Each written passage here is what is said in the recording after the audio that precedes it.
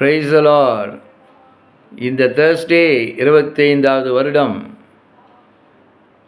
20ஆம் தேதி கர்த்தர் தாமே உங்களை காண வந்திருக்கிறார். உங்களை அணைத்து கொள்ள வந்திருக்கிறார். அன்பு மிக பெரியது. இன்று பார்க்கிற ஒவ்வொரு மேலும் இப்போது லிவிங் மிராக்கிள் மினிஸ்ட்ரி சார்பாக உயிர்த்தெழுந்த இயேசு கிறிஸ்து நாமத்தினால நான் உங்களுக்கு சொல்லுகிறேன்.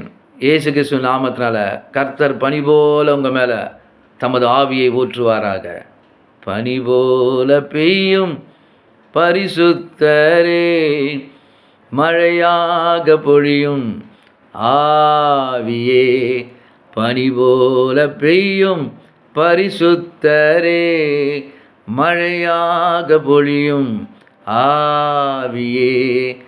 ஆவியே ஆவியே, மழையாக பொழியும் ஆவியே.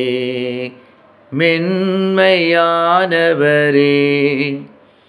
மேகஸ்தம்பமே, மென்மையானவரே, மேகஸ்தம்பமே,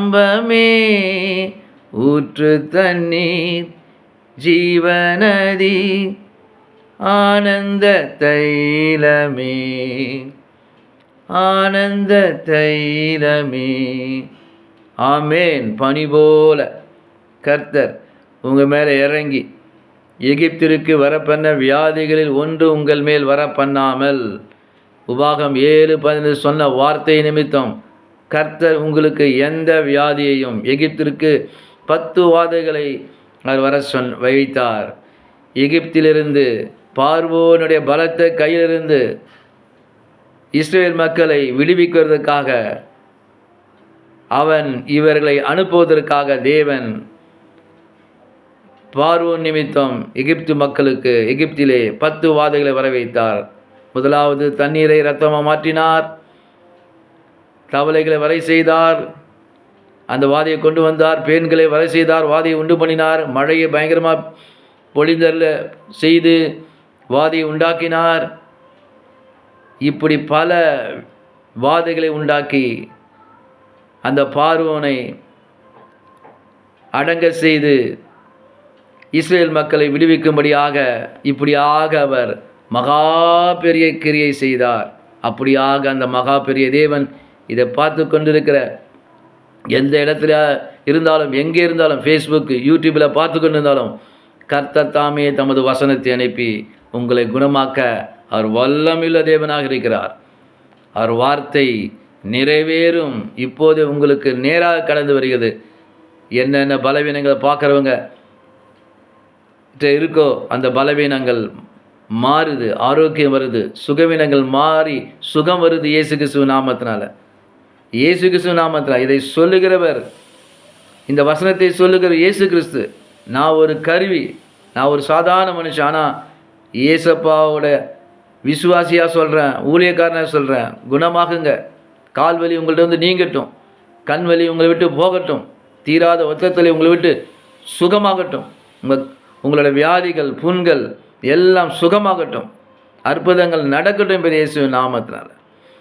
ஆண்டவர் நமக்கு, தேவ பிள்ளைகளுக்கு, அவரை விசுவாசித்து அவரை காலை பிடித்து வாழ்கிறவர்களுக்கு, அவரை நம்பி வாழ்கிறவர்களுக்கு, இயேசுவே, ஏசப்பா, கர்த்தாவே என்று சொல்லி அவருக்கு பயந்து வாழ்கிறவர்களுக்கு கர்த்தர் இன்று உங்களுடைய குறைகளை பாவங்களை மன்னித்து அவர் இன்று எகிப்திற்கு வர 10 வியாதிகளில் நோய்களில் ஒன்று உங்கள் வரப்பண்ணாமல் எல்லா சிக்னஸையும் உங்கள் விட்டு விலக்குகிறார். விசுவாசிங்க.